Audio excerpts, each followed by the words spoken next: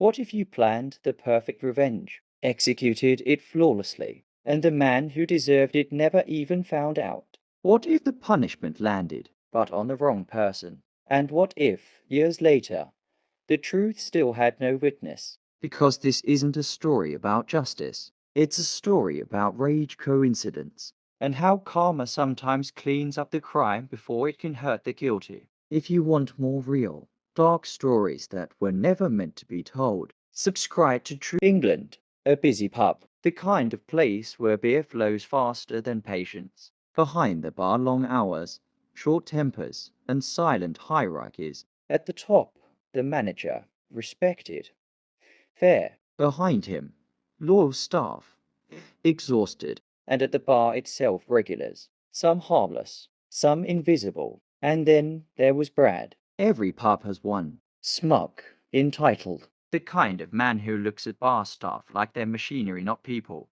Eyes half closed, voice always loud enough to dominate. A man who mistook tolerance for weakness. Power dynamics were clear. He drank, they served, and he enjoyed that. It started small, boxes stacked on a car, a childish inconvenience. No damage, just disrespect. But the smile came later.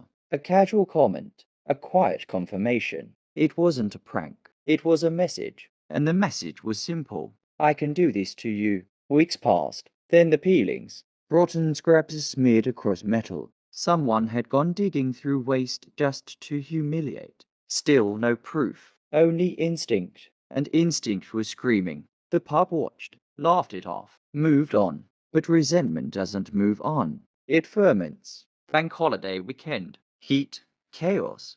9 hours of non-stop work. Sweat dripping, glasses clinking, patience gone.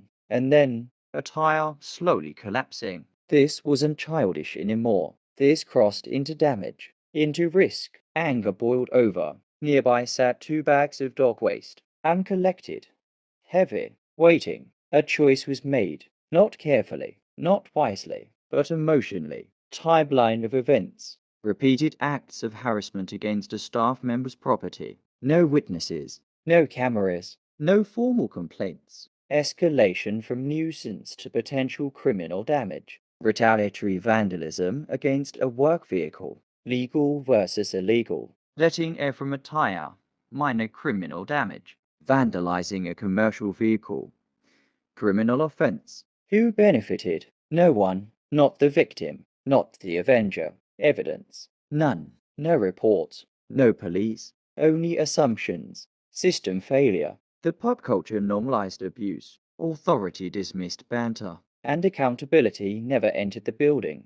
This is where psychology takes over. Brad thrived on dominance. Small power. Public space. Private cruelty. The narrator running on exhaustion, humiliation, and suppressed rage. Revenge wasn't planned. It was impulsive, primitive, and that's the danger. Because when revenge is emotional, it doesn't ask the right questions. It just acts. The next morning, the revenge was gone, completely erased, cleaned, scrubbed, sanitized by an old man, a cleaner, a retired regular who worked quietly for his beers, a man who described the target as such a nice bloke. The guilty never saw the punishment, never smelled it, never suffered. Instead, an innocent man did the work. And the real twist, the tire, the final trigger. It wasn't sabotage. It was a nail. So what was this story really about? Was it revenge or misplaced fury? If the guilty never suffers,